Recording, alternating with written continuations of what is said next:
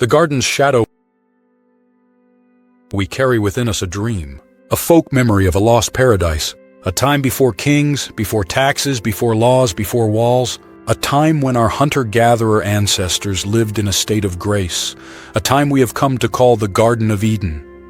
In this dream, they are the noble savages, living in small egalitarian bands, moving freely through a bounteous nature that provided all they needed. They shared everything. They knew no greed, for there was no concept of property. They knew no war, for their hearts were not yet corrupted by the sickness of civilization.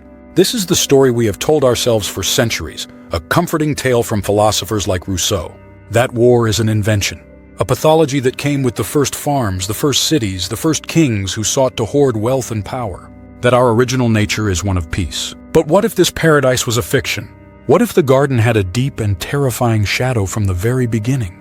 Archaeology, in its patient digging through the layers of time, sometimes unearths not just tools and bones, but uncomfortable truths that shatter our most cherished myths. And 10,000 years ago, on the shores of a peaceful, resource-rich lagoon in what is now Kenya, it unearthed a nightmare. The scene of a massacre so ancient and so brutal, it forces us to ask a terrifying question.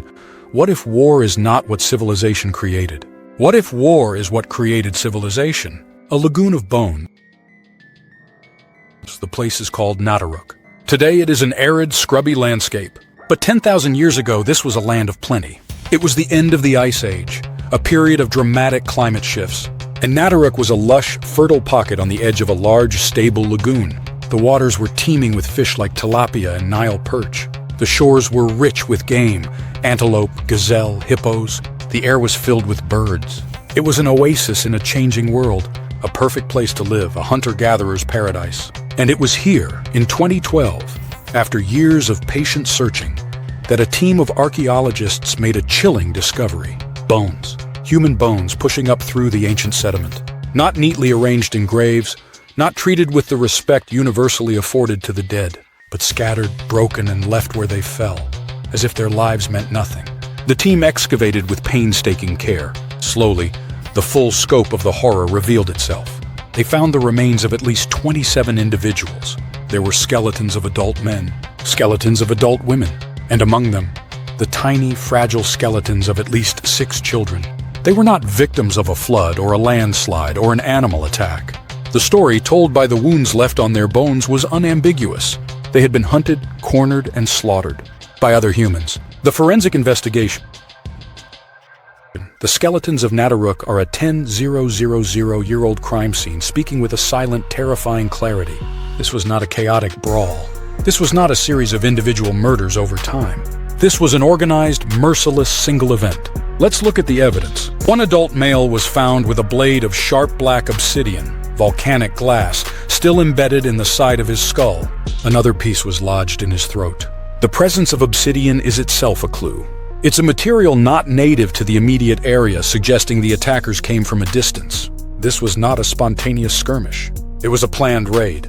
Another man had been hit with such force that his skull was shattered. He had also been struck in the chest, and his knees had been smashed. He was found face down in the lagoon shallows. Another skeleton, a man, had 2 projectile points lodged in his chest cavity. One was still stuck between 2 ribs. He had been shot from the front and from the back. There was no escape. But the most haunting victim was a young woman. The position of her skeleton and the development of the fetal bones found with her showed she was in the late stages of pregnancy. Her skeleton was found in a strange seated posture with fractures on her knees and ankles suggesting her feet and hands had been bound. She was helpless. She had been killed by multiple crushing blows to her head. Her unborn child died with her. This is the most damning evidence of all. The attackers were not just eliminating rival warriors. They were eliminating a people. Men, women, children, and even the unborn. And to complete the act of domination, they were denied burial. Their bodies left to rot as a message. This was not just killing. It was a statement of absolute power and contempt. The motive. Who were these people? They were a community of hunter-gatherers, perhaps living in a semi-permanent camp, enjoying the bounty of the lagoon. They had even started making pottery, a sign of a more settled existence. And who were their killers? We do not know their names. They left no signature but the wounds on the bones of their victims. They were likely another band of hunter-gatherers. The question that echoes across 10 millennia is, why? Why this level of coordinated brutality so long before the rise of armies and empires? The answer, archaeologists believe, lies in the land itself. Nataruk was an oasis of stability in a world of turmoil. The end of the Ice Age was a time of chaos. Resources could be unpredictable. This lagoon was a bank of food and water, a fortress of life. It was a prize worth having, and apparently a prize worth killing for. This was likely one of the first true resource wars. The attackers saw a prosperous group and wanted what they had. And they decided that the most efficient way to get it was not to trade, not to negotiate, but to eliminate the competition permanently. This is more than a fight over a single meal. It represents the birth of a terrible new idea in human relations, territoriality. The concept of our land, and the corollary, lethal intergroup conflict. The idea that an entire other group of people is an obstacle to be removed by force. The ancient bloody seed of us versus them. The End of Innocence. The bones of Nataruk force a profound reevaluation of our past. They are a stake through the heart of the noble savage theory. The capacity for organized group-on-group violence is not a recent invention of civilization. It predates farming. It predates metalworking. It predates cities. It appears to be a dark part of our original behavioral toolkit. This discovery doesn't just change our view of the past, it changes our view of civilization itself. We used to think that settled life, agriculture, and property created war. But what if the opposite is also true? What if the constant threat of violence, the ever-present fear of an attack like the one at Nataruk, is what pushed humanity towards civilization? Think about it. If you are a small nomadic band, you are vulnerable. But if you band together with other groups, if you build a larger community, you have safety in numbers. The first permanent settlements, like Jericho with its massive stone walls, appear in the archaeological record, not long after the time of the Nataruk Massacre. Perhaps those first walls were not just for marking territory. Perhaps they were built out of fear. Fear of other humans. Civilization, then, may not be the cause of war. It may in part be a desperate, multi-thousand-year-long attempt to create a defense against it. The Legacy of Nataruk. The ghost of Nataruk haunts us to this day. It is a story written in ancient bone, but it feels chillingly modern. The patterns of violence seen at that lagoon have been repeated on ever grander scales throughout all of recorded human history. The struggle for fertile land and fresh water. The competition for scarce resources, whether it's bronze or spices or oil. The brutal logic of us versus them, which allows soldiers to see enemies not as people but as targets. The dehumanization of an opponent to justify any atrocity. From the tribal warfare of the ancient world, to the clashing swords of empires, to the trenches and mushroom clouds of the 20th century, the scale has changed. The technology of killing has become terrifyingly efficient. But the fundamental terrible logic that motivated the killers at Nataruk has not.